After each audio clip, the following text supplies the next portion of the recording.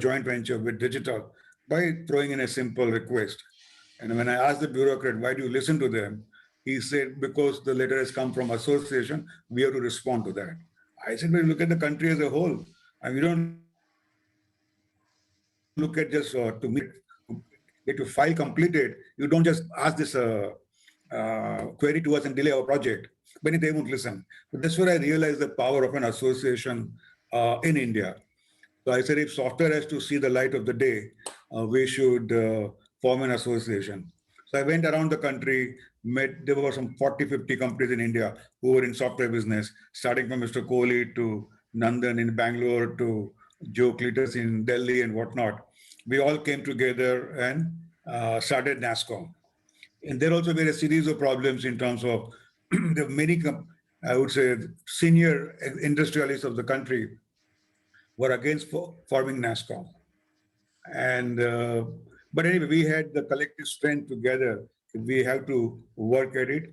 And Mr. Kohli also, for example, in those days, he didn't agree in the beginning to join NASCOM, and they had 70% market share. And without them, we are nobody. So we said, in order to have a single voice, we must have 80% of the top line.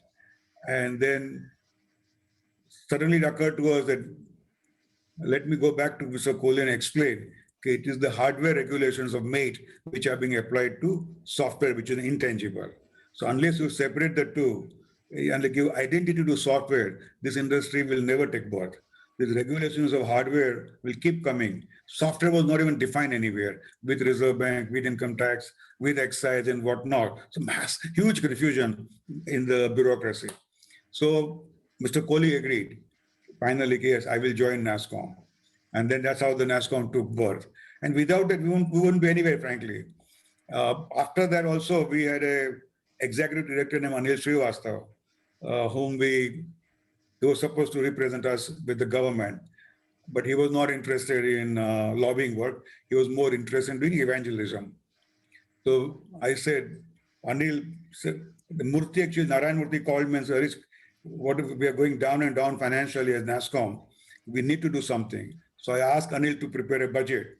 So in those days, he sent me a Harvard Business article saying startups don't have budgets. So we realized we don't have a right match with him. And so we looked for a replacement for him. And that's where I found Devang Mehta, whom I knew a little bit was a good friend. We used to Pani Puri together in Delhi. And so we had different relationship. He was the EDP manager at a company called Orissa Cement. But he was very patriotic. Sometimes I'll see him crying when reading a newspaper. I said, Devang, why are you crying? He says, when will our country improve? You'll read the news about corruption and scams and whatnot in newspapers. So when we were looking for someone to run NASCOM, I said, why not approach Devang? Now, his salary as a being in private sector was very high compared to what a non-profit can pay. So he was earning, I think, 15,000 a month salary. And in those days, we would pay 2,000 or 3,000 per month. So there's a huge gap between the two, plus affordability from our side. But we all believed in software business to pay for talent. So I negotiated a deal with Devang that we can't pay you 15,000, but we can pay you 10,000 a month. You are a graphics consultant. You work 4 days a week, and 3 days a week you be a graphics consultant and earn the extra money. I'm just trying to bring some HR stories because all of you are HR fraternity. So I'm trying to give a little bit of that focus to what I'm saying. And Devang agreed. Once he agreed to join, I don't think he even earned a single rupee on graphics as a graphics consultant. But he just was deeply involved into it. And he became a real, you can say, evangelist to promote software industry. Like when we wanted to change the IT Act, for example, he gave presentations to 15 political parties. So carrying everyone together, no question of taking any particular view or anywhere. As a NASCOM Executive Council, all of us collectively decided, okay, we will not bribe a single rupee to anyone to make any change in the regulations. Sometimes it took 3 years to bring in the change that we wanted, but it built a very strong foundation. And no personal agenda was built in right from the beginning, that none of us would promote and we started by no single company can give a presentation within NASSCOM with their company logo on it. And the people would argue with us saying that, no, but this is my company has done all the entire research work. I am presenting it to all of you. And then why not? So we said, no, we want to make sure we are no agenda of any particular company. And that's how we would like to work. If you don't want to work with that model, please, you can quit NASSCOM or don't do work for it. And that worked very well. We didn't pay anyone's personal expenses, for example, for attending meetings to going abroad to whatnot. It was all done by the individual themselves spending on their own. So that's how we built a foundation of no personal agenda, which you referred to. Then came multinationals who wanted to come to India. That just 10 years before the companies had gone out, were asked to go, saying that Indian government, our regulators, and they keep changing their policies, ups and downs, sometimes going one way, then come down and then change. So they said, reduce our equity to 40%. And we said, now this company said, now we want to come back to India, but to run our back office operations, we need 100% equity. Now, in a way, we were giving birth to our own competitor. We as a service provider allowing our customers to set up 100% back office operations. So that time at NASSCOM, we had a deep, very, you can say, uh, debate internally. And the point was, who is us? Who is NASSCOM? And there it became, at some point, and the creative juices started flowing. And we came up with the tagline saying, whoever develops human capital of India is us, and who doesn't is not us. So we went to Dr. Manmohan Singh and said, we would like recommend that you allow 100% ownership to MNCs. The finance secretary even told us, "Aap kiske dalal ho?" So very, atmosphere was very different at that point in time, but he did agree to allow 100% ownership. Today, that segment of NASSCOM employs more than 1.1 million software engineers in India. It represents 25% of our top line.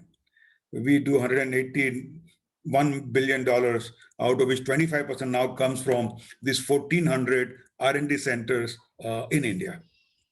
So that, what you call hard decision we took at that point in time is paid rich dividends today. So like that, we kept on building number of, you can say, values. And as new people came, they contributed. But we also realized at that point that still companies are not coming forward and contributing. So we started organizing what we call retreat, where we invite the spouses, we all go out together with a very clear objective of to become friendly with each other. You remove your title, you are a chairman or you are CEO, or you have 20,000 crore cash on hand, or whether you have 2 lakh employees, you are equal. So that's the kind of model we wanted to build. And that's where we succeeded over time. Even Dr. Prakash Hevalkar of Tata Unisys, he called me once and said, Harish, are you running a social club or a serious association? So I said, Prakash, the point is different here. We want people to open up. They are the brightest, best and the brightest entrepreneurs of India. But if they don't contribute in our meetings, something is missing, something is wrong. So we need to have them feel that the trust had to be created among each other where they open up. And that worked like a charm. Once they started opening up and talking, everybody, they became friendly, first of all. And then on that friendliness, they grew. And everyone realized how to communicate, keeping India first, industry first, and not individual companies' personal agenda first. We opened up all our books to bureaucrats. They come and visit anytime you want.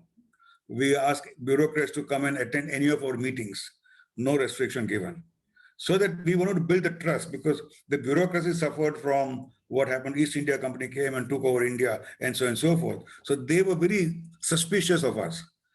And of course, our businessmen also, I would say, were equally responsible for creating or that sort of, I would say, perception that the bureaucrats carried. the way the license are, the way they manipulate it, the money is given, money is exchanged hands, and so on and so forth. And here they found a different group of people who were going exactly the opposite way. And we built trust. And everyone played a big role, from Devang to Narayan Murthy to Mr. Kohli to Ashank Desai. There's so many, one by one, as we say, entrepreneurs came as heading NASSCOM.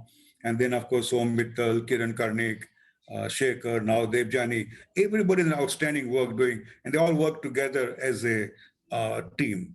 So only last week when we had a meeting, 2 weeks back actually, where the vision for next 15 years was laid out, where we said India has to emerge as a talent nation of the world. And that means more than almost roughly 600 to 700 million Indians to be trained in newer technologies. So we have launched an initiative called Future Skills, which is already we have in industry employs 4 million, 2 million would be reskilled, upskilled, and whatnot. Another 2 skilled from outside. And now the entire program is getting extended, which will be partly funded by the government and partly sponsored by the government, to go all across, where large number of citizens can take part in it. Because as we all know, I mean, the digital India or technology is the way. We already entered, we call it irreversible techno-scientific age. And we all need to embrace technology to the fullest. And then only India can transform much faster. So we're very quite bullish from that perspective, that all the newer technologies coming in, by and large, whether you call it 3D printing, artificial intelligence, machine learning, big data, analytics, VR, AI. You can talk of all these technologies that are driven by fundamentally software. And India has that software manpower. So we're the second largest in the world in terms of that brain power. Yes, it has to be shaped to take advantage to solve problems. But we see these multiple, again, technologies converging has an exponential power. And the young entrepreneurs of today, we have started saying they started bringing multiple technologies to solve a particular problem. Could be a social problem, business problem, or whatever, game, whatever they have in their aspiration, they are driving it. So we're quite bullish from that perspective, that the level playing field created by technologies is a bright, very, very bright future that will be created by these entrepreneurs and the IT industry. So I'll stop right now here. I couldn't talk about TIE, but anyway, I think it didn't work. Okay, go ahead. So Deepak, let's go to whatever questions you have. Yeah. Yes, sir. Yes, sir. So first thing that comes to my mind, of course, your journey is so very inspiring and spread across, over decades. First time I met you, sir, at World HRD Congress, and of course, before that, I had seen you at in SIBS when I used to work. I said, wow, do such handsome people exist in IT industry, at leadership levels, Oh, wow, why would we not go to a Bollywood, film industry? Later, I discovered that you are fond of old movie songs and you like them quite a bit, old songs. And you also have, I believe, some connect with the film industry. I think your parents or grandparents, I think they were investors or they were producers. I don't know, but this is what I used to. Is that true? Yeah, my father used to be in the overseas film distribution business. Wow. But there, the IP laws were very different. In fact, we had the distribution rights for certain movies as a perpetual right. But in the life of a print in those days was not more than 3 months. So after every 3 months, you have to go back to the producer just to get the next set of prints to be done. But that time, the producer will forget about the contract that we have perpetual rights. He knows this movie is successful, so he'll demand his pound of flesh. And they'll ask big chunk of money just to get, let's say, 10 times the cost of the print as a money. So it was a business, but very different way of doing it. And that time, government had nationalized the business, that all exports should be routed through the government. So there was no future for that business. So I didn't join. But yeah, if my thing had not stint with IT industry had not worked out, I would have joined Bollywood. So Bollywood kind of missed her. That's a handsome hero there. Anyway, good for us actually. By the way, later on, after 15 years maybe, this was in mid 95, where we got the India's Intellect IP Act modified, Yes. Copyright Act modified. See, in those days, we used to believe in right to copy and not in copyright. That's right. So, but we realized it is creating a very negative image for India in brand globally. And if we want to build our brand, we need to have a copyright act. Enforcement is one challenge, but at least first the law has to be there to protect the IP of software companies. And that's how the software product business would grow and so on and so forth. That time, Mr. Vittal modified it and he put a punishment for, I believe, 1 month to put the CEO behind bar for 1 month. We said, no, don't do that. We only want the CEO to go to the jail only for 3 hours. All we want is the use of software. Small. That's it. We are not interested in putting CEO behind the bar. So seeing that success, and that time India had the second, I would say, right after UK, we were the second stringent law in the world in terms of copyright. So we had gone to an extent of really protecting that. So the film industry, the Bollywood came to know about it. So they called a meeting.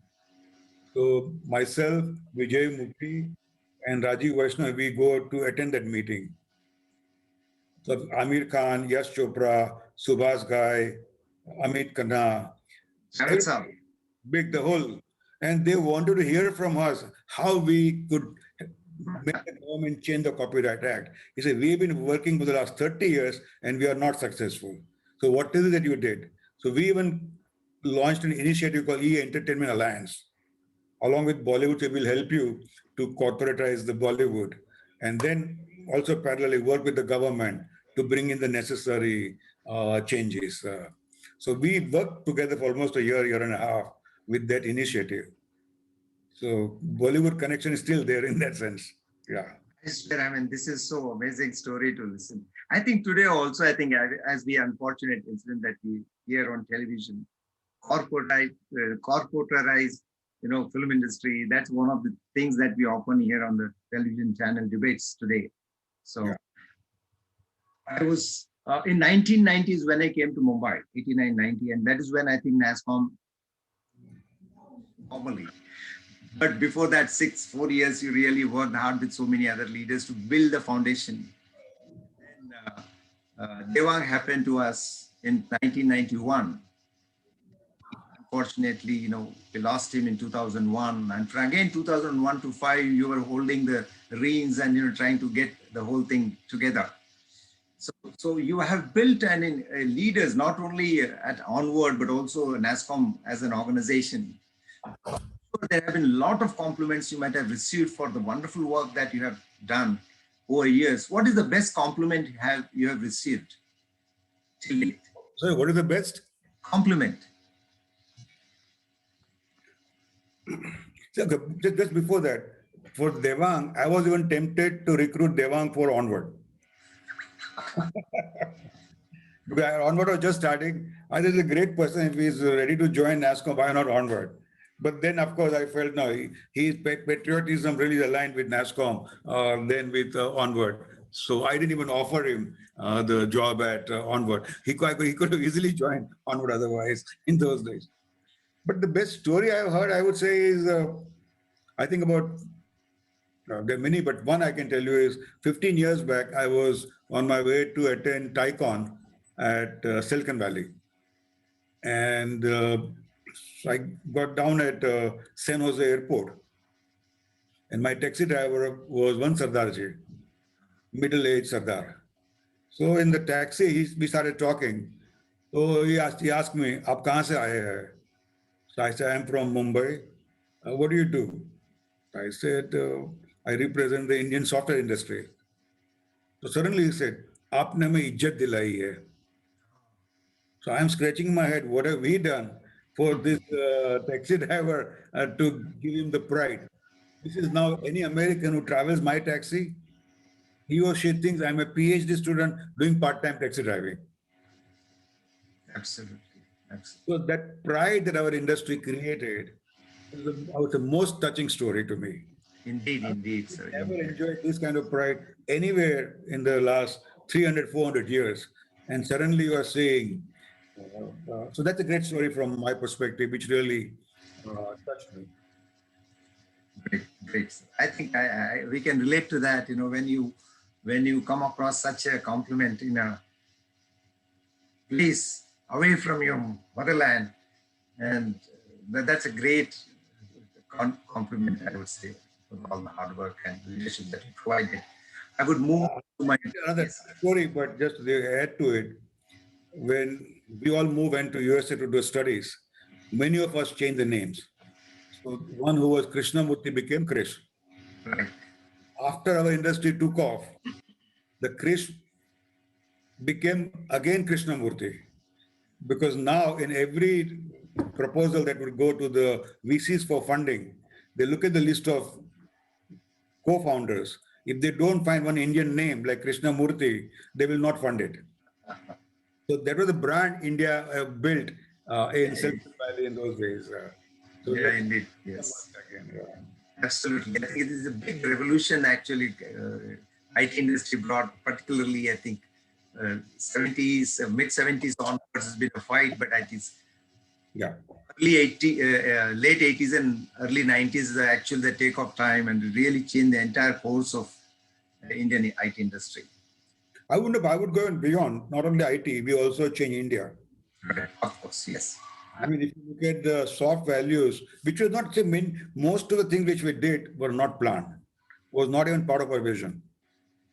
But as it evolved, continuously we kept improving, kept learning, kept implementing it. Say, for example, today our industry employs 37% as women. Anyone who appears for a test, if he or she is good, gets the job. Right. We have seen IIT Mumbai's gardener's son appearing for a job, appearing for the test and getting a job.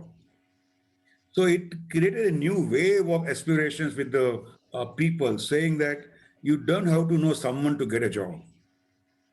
Because we were suffering from that in those days.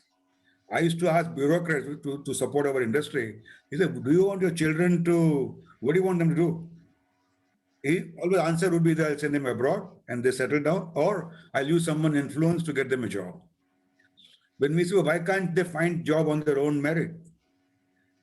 And then their eyes will light up. They'll feel, yeah, no, this industry has that potential to do it. So this meritocracy that we brought into the country is a huge value. If you look at the corporate governance that we brought in, the kind of disclosures, the Indian IT companies going public completely changed the way the reporting happened. Now, every company has to follow those corporate governance standards, which allowed the entire stock market to be strengthened. Otherwise, it was a very weak foundation in terms of insider trading to, what we all know, the kind of games people play. So again, in the corporate governance, we played a big role. Every job that we have created we call it high paying job or high disposable income job. Each job creates 6 to 8 additional jobs in the society. The entire retail shop, like the retail mall revolution, residential revolution, all that came about substantially because the need of this new middle class that was emerging in the country. And that gave a big fuel to the other industries to come up also.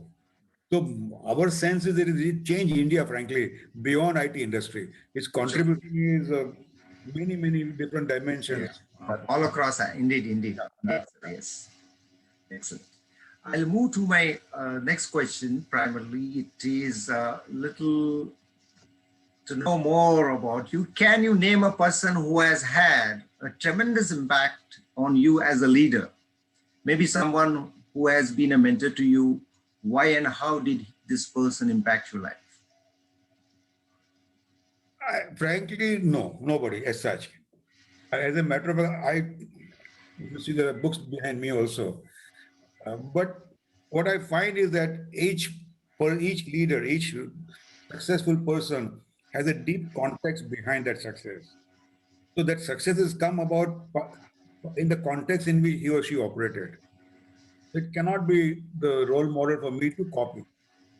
But I do learn few things here and there, and then you say, okay, fine, that I have to become my own role model going forward, basically. That's Sure. what my philosophy has been. But to give some names, when I was young, my dad used to take me to meet Mr. J. Krishnamurti, philosopher. Jiddu Krishna. And he would ask me questions one after another. Who are you? Are you atoms and molecules? Are you this? Are you this? And suddenly you realize, my God, this is JD, yes. a fantastic individual. When Yes. I came back to India in 76, for various reasons, couldn't do my business. So I said, let me explore an opportunity to work. So I applied for a job with TCS. Mr. Kohli interviewed me. And you'll be surprised. I was a database manager. Database was a advanced technology in those days in software. Mr. Kohli spent only 2 or 3 minutes with me about my job. He spent next half an hour trying to inspire me, motivate me to stay back in India. He said, your job is to contribute to India. Your job is to do this. After the meeting was over in the evening, I'm thinking, what kind of person is this? He's keeping India first, not TCS first. Instead of spending time on, of course, later on they did try to invite me to join or whatnot, but that personality impacted me. Dr. Narasimhan of TIFR, same way. He didn't bother. He just only thing he was focused on is you must stay back in India. So whatever they saw at that point in time in the country, in the society, they wanted people like us to come back, settle down, maybe act as a new India emerging and help country change. Yeah. So I learned from those experiences from every person that I meet. That's my way of role model. Absolutely. I think you have said it, even though you said in no particular, but I think you have recognized so many of the things that you picked up on the way. Think Yes. people who inspired you, multiple people. That's amazing. So on that note, I would like to, there's a question from the audience. It says, you have achieved so much after so many successes and achievements. What keeps you motivated? And I have one question add on to that. I heard that you are a voracious reader. Your reading habits are like, oh my goodness. You might have read thousands of books.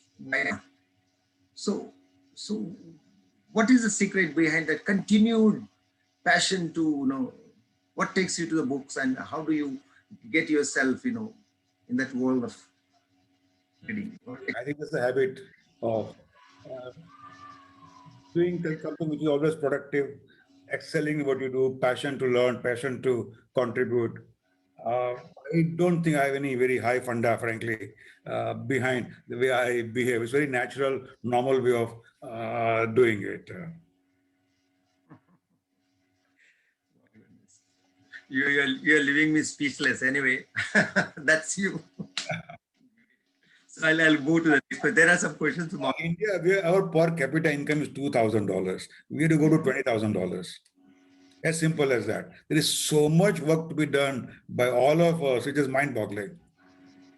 I don't see why anyone should relax or think of retiring or whatever. I mean, it just doesn't occur to me. There's so much work for every one of us to do, and we just should keep doing it. Then only will change. True. Absolutely. I think these are like pearls of wisdom, coming after so many years. I think it's great to hear that. So one question, added question to Also, no, let me qualify. I don't call them pearls of wisdom. Because tomorrow's world is so different that I'm not sure whether the wisdom we have gained over the last 40, 50 years is relevant for tomorrow's world. True. And last 9 months has really taught us so many lessons in life. Even exactly COVID, how we all, so whatever success we called is in a very narrow perspective, that success. Or even business-wise, if you see Walmart buying Flipkart, none of us had even, I would say, imagine that can happen. Or Geo recently raising $21 billion. And all there is a pipe literally in some way. But the vision of India, the future of India, the digital India has carried people, I mean, convinced people, okay, this is the place to invest in. So our wisdom and reality are two different. Yeah, hopefully we keep some I don't give advice to anybody. When the youngsters come to me, I said, you take it with a pinch of salt, and I can help you on compliance, I can help you on networking and whatnot. But beyond that, you take the call. I will definitely speak to Jigar to confirm that. Yes, please do that. Amazing, sir. He gets very upset when I don't give him the advice. By the way, for those who don't know, Jigar is his son. Great. So from there, I move on to my next question. I think everybody who's listening to you here and on the Facebook, we acknowledge, we have seen you building leaders, building organizations. So can you please share one trait, behavior trait, which you think derails a leader's career? Derails. Derails, yeah. At least I can't speak on general industries, but for our industry, I would say it is humility. If you don't have humility built in you, chances are you will not be successful as a leader. Just now I give examples of Flipkart or what, when you cannot predict how the future is going to be, and if you become arrogant, and then you do not know what your real capabilities are. So if you don't have humility or intellectual honesty, you don't know you and your organization's capabilities to take on tomorrow. Okay, so I'll move I think from this to the corporate question, and then friends, we have two more sections. We'll quickly go through, and then we'll take questions from the audience.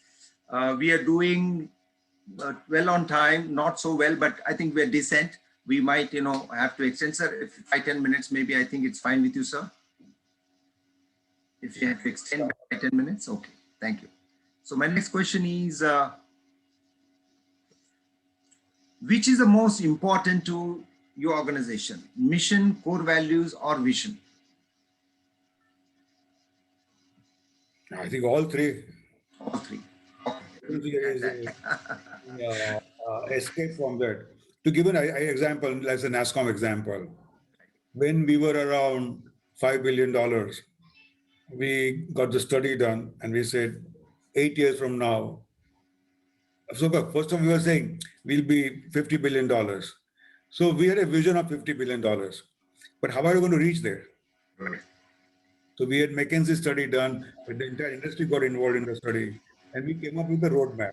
We defined the roles for every stakeholder, from educational institutes to companies to government to Indian embassies to X, Y, and Z. So that to realize that vision, you need that direction, and you needed the incremental goals in between. So to me, they all three together, and without the values supporting it, I don't think we would be where we are today. And NASSCOM would have been hijacked by some industrialist or a group of industrialists 5 years back, 10 years back. Yeah. It could have very easily happened if we didn't have this, I would say, strong values within NASSCOM. This might look a little funny and cliche, but I have always worked in IT industry from the time I came to Mumbai. I always used to there was a pride. I could never say it openly, but this was based on the movie Diwar. Tumhare mere paas maa hai. So whenever I used to talk to my counterparts in other industries, some manufacturing or pharma, tumhare paas kya hai? So I used to think in my mind, NASSCOM hai hamare paas, Yes. Literally, I'm not exaggerating, but I used to take huge pride in the amount of, the detailing, the professional way, the whole thing, and the single driven passion with which everybody worked for the industry. I'll tell you a beautiful story here. Yeah. We had gone to Russia, a delegation taken by the PMO to promote two industries, pharma industry and IT industry from exports perspective. Right. When the time came for IT industry to give a presentation, so Mittal was the president of NASSCOM. So normally he would do the presentation. But he looked around in the delegation, he saw Harsh Manglik, who was the chairman of Accenture India and also chairman of NASSCOM at that time. Now that's an elected position, other one is a job at NASSCOM. So Som said, if Harsh is there, let him give the presentation. Harsh looked around and he saw N. Chandra also in the delegation. This is India's largest company. TCS CEO is here. Why doesn't he give a presentation? So they approached N. Chandra. They asked Chandra, would you give a presentation on a industry's behalf? Without, blinking, he said, of course, why not? Then they said, but this presentation has your three major competitors' case studies. Would you give that presentation? Well, again, without betting an eyelid, he said, of course, I'm speaking on behalf of India. So PMO, they're all shocked. He said, this is a value that NASSCOM brings to the table. Please don't ever give up this value. Absolutely. We had once an industrialist calling us and saying, how much will it cost to become a chairman of NASSCOM? As recent as 5 years back. So we are in an environment, so that's a challenge we have going forward. Yeah. I'll move the question segment. There was a question also in the chat on similar lines. What is your approach to competition? What is your approach to competition? Meaning, I didn't get it. Basically, market competition See, if I see right now the way things are today, you and your capabilities is your biggest competition. There are so many technologies. The convergence has opened up so many opportunities that an entrepreneur doesn't have to look at competition, frankly. He has to build the capabilities to solve the problem. Yeah. So to me, you are your biggest, I would say, competition in terms of capabilities and the way to deliver that. I would not worry about competition from that perspective. Like say, the industry as a whole, India also has gained the critical mass where we don't have to worry about competition from other countries, even though they could be lower in labor costs. But we have not built enough all other, you can say, factors to compete. The competition would be always among the 6 Indian companies for a job globally. Very true. I think this question can as well be applied to individuals. You are your own limitation. Have something like that. Amazing. Great. So I'll take few questions we'll take Nitinji. This is the second question. I'll take it anyway. It is a great question. Sir, we are hearing so much about artificial intelligence, AI. Where do you see India benefiting from it? India would benefit all across. Great. And artificial intelligence tells you, it's in one word, it means you're augmenting your intelligence. As simple as that. So whether you you look at anyway, whether it came from scooter to bike to car, for example, there's a gradual change in how each of the newer product, newer technology improves productivity, quality, efficiency, multifold. Artificial intelligence is more powerful than internet. If we all believe internet changed the world, wait till AI comes and spreads across, because that additional intelligence in every facet of life will change, and India will gain significantly with this AI technology. Yes, people will talk about some jobs being lost and this, all that will happen, but that's part of the nature. The number of jobs we'll create in future would be hopefully 10 times more than the job that you replace. I'm glad to hear coming from you. I'm sure people will lap it up. There were at least 5-6 questions on AI alone, 2 of them from Facebook on AI and data science. Thank you for reinforcing that. Sort of wonderful. It really helps. One question coming, I think, from one of the entrepreneurs. He's asking, how do we accelerate the maturity of a market for a given product? Is there a way we can accelerate the market maturity for a product or a service? Basically, I think the gentleman wants to ask, how do we make people... I don't, other than getting the market share as early as possible. Now, whether you gain the market share by loss making or dumping money behind it, gaining the market share, or the product itself starts selling on its own. There are multiple ways. I don't, this is a real question, but if security means 80% market share, yeah, then probably that's the way to go. Sure. Okay. So I have a few more left here. There are two questions. One, I think entrepreneurs like to, I think this came from them. When faced with two equally qualified candidates, how do you determine whom to hire? I'll again give you the NASCOM story. Sure, please. We have the past chairman's council, and Yes. we recommend to the executive council who would be the next vice chairman of NASCOM. And the year after, that person becomes chairman or chairperson. That's the process we have. Now, in front of chairman's council, let's say there are 20 of us. Every EC member who is the most successful entrepreneur anywhere, we can pick any one of that. Whom do we pick? They're all equal, not only two. Right. So we look at Indian environment, we look at global environment, we look at the industry's challenges in terms of who will be the face of NASCOM, that chairman. So like last year, Rishad Premji was the face of NASCOM. This year it is Praveen of Infosys who is the face of NASCOM. Next year it will be Rekha of Accenture India. She would be the chair NASCOM face. So how do we select? So that is one, they're all equal. The next criteria, okay, some of them may not be there for a long period. That's a different thing. But most of them are equal. Then we say, who knows the NASCOM values, ethos, was imbibed very well. Once that is, we see, and so normally that individual should have been part of executive council for 2 or 3 terms over those 4 or 5 years by getting engaged in multiple activities of NASCOM. They learn the values of NASCOM. They learn the way of doing the way NASCOM should work. And we select the person who comes closest to us in terms of those values, we select that individual. So for entrepreneur also same way, that if the two are equal, whoever has the values or culture closer to his what he wants to build, he or she, that's the person they should select. So I've received one question. I think this is one HR gentleman has asked. I think Supriya, I think not gentleman, lady. So she's asked a question saying, when employees resign from the organization at the drop of the hat, they don't serve proper notice period, they don't wait for experience letters, right? Why don't we have a practice where we blacklist such candidates? What is your view about this?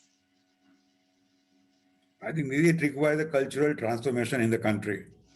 I mean, it is not going to be, you can't fix that issues. It's a very fundamental cultural issue that we need to change ourselves to so that this kind of thing don't happen. It's very similar, like we call it celebrate failure.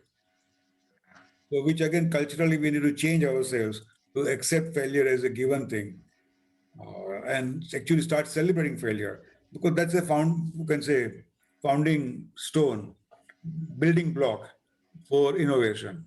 So if you don't accept, so there are all these building blocks at the cultural level we need to work on. Collaboration, another one, which we normally work as individual, then as a team. Like there's a saying that one Indian is equal to 3 Americans, but 3 Indians are equal to one American. Yes. So all that we need to work on building, but tomorrow's work is all collaborative. And so in the schools, for example, we have ranking system and we teach children very at a young age to compete with each other, hide things from each other, very fundamentally wrong thing. We should come out of the ranking system, go with the grade system and whatnot, and build collaborative spirit right at the school level. So when they grow up and join the industry, they'll have a collaborative mindset. The same applies to all such values which we need for tomorrow. So now I will play a little, since you know from college days each other, so I'll be a little go to college days too. कुछ पूछना चाहते हैं आप हरीश साहब से? Well, Harish Bhai, do you remember that I came and met you in Onward Technologies about maybe 18, 20 years back? Yeah, must be 20. Yeah. This was a time, when my son had graduated and I wanted him to come and meet you so that perhaps, because he was in IT industry, was working. Mhm. So what should he be doing? In that connection, I had come. if you remember. He is currently working as an IT administrator in Canada. Oh, okay. Hope he's doing well. Good. Wish him all Yeah, the yeah, he's doing all right. best. But it is amazing to see you after more than 50 years. I think you haven't changed much. You're the same simple person. Thanks, yeah. Thank you, Naval ji. Thank you, sir. Naval ji is, मैं तो उनके पैर छूता हूँ इतने, I love him so much. He's a Rotarian and he's a all Avenue Service Award winner, 2012-13. Amazing gentleman, Okay. fellow Rotarian. I did a great inspiration and joy knowing him. And I'm so glad Naval ji आप आए हैं आज. Thank you so much. My pleasure. Sir, I wanted to also, I got something when I was circulating these messages, invitations. I got a message from one gentleman. He did say something. I think all the audience, I think here and on Facebook must listen to this. I have done multiple assignments. Basically, I think he's talking about hidden assignments he's done for your organization, for medical equipment companies that you had brought to India. He says something very unique, which is everybody must. He held the expertise of gateway and startup Philip for any foreign company in India. Sir, that's about you, he's saying that. So you are the gateway to all the foreign countries wanting to open the shop in India. He's saying he knows the entire assembly line, how it goes, how to go about, advising them, telling them, enabling all that. I think it's great, I think, coming from a headhunter. But let me tell you, but still, we didn't have this kind of vision. Remember that. Yes. What we did was what was right at that point in time. We didn't know that this back office of multinationals will create million jobs. Or when we started NASCOM, we didn't have a vision of even 1 billion, forget about 50 and 180. But it is brick by brick, event by event, small steps taking right, but yes, keeping in the big picture direction, moving in that direction with those values and whatnot. So we'll take credit up to a point, not beyond. Very interesting. I got one question from Facebook.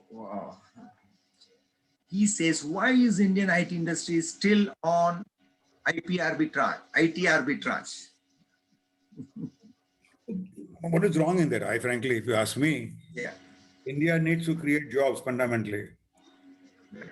And if you have to me, we need both products as well as services. Yeah. Services create jobs, and the product gives that intellectual so-called satisfaction. We need both. India can absorb both the alternatives. It's not this versus that. Either or, yeah. It's not either or, So yeah. we would like to see $180 billion becoming $350 billion by 2030. Double the manpower. When all that job creation is India's number one problem. Like $2,000 is one problem as a per capita income. But creating 100 million jobs for youth that will enter the marketplace, we need to work at it. So in that sense, our strategy is aligned to what India needs. Sir, Vijay ji, thank you. Vijay Ferwani ji, thank you for that question. I'm sure many wanted to ask, we keep hearing this, people are harping, we should focus on value. I think the message is very clear. We need to focus on both, right? Because that is what we can play with, right? We let that not go. That's our distinct advantage. Let's do that. Also, let's do this because industry is changing. Anyway, thank you so much. I would like to leave to these three beautiful women here. Any of you want to ask a question to Harish ji, Rani, and Amar, Deepika ji, or Shweta? I'm unmuting three of you. No, thanks, Deepak. But definitely the insights that we have gained today and the stories that we heard have been extremely very inspiring, very, very different. And the India spirit that we saw through these stories is really amazing. Thank you. Thank you, Rani. I would also like to echo with what Rani ji said. I mean, it was really inspiring to hear, and I was all giving my thumbs up all through the discussion. So that was yes. nice. I saw that. Thank you so much, Shweta. Thank you so much. It was nice listening to you.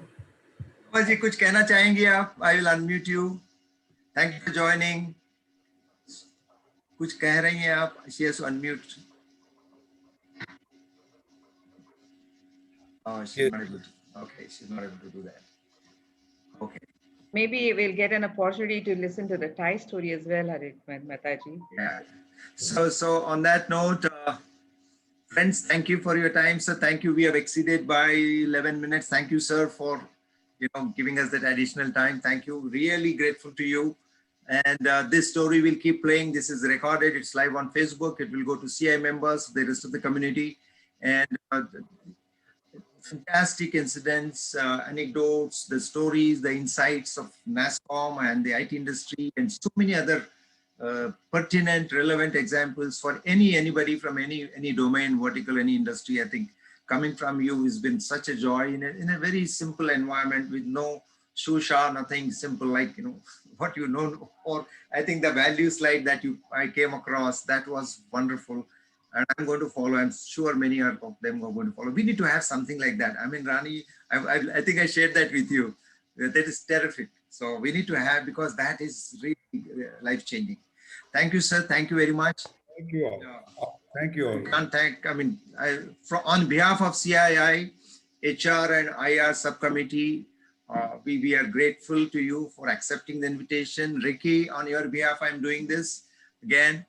And the entire Sharma ji hai, jo our chief, and the entire CII team in the Western region. I'm sure we will be sharing these recordings with the rest of the partners in India. And this means a lot to us. And you've given us so many insights. We can really go on listing them and learn, apply in so many different walks of life. Thank you again, sir.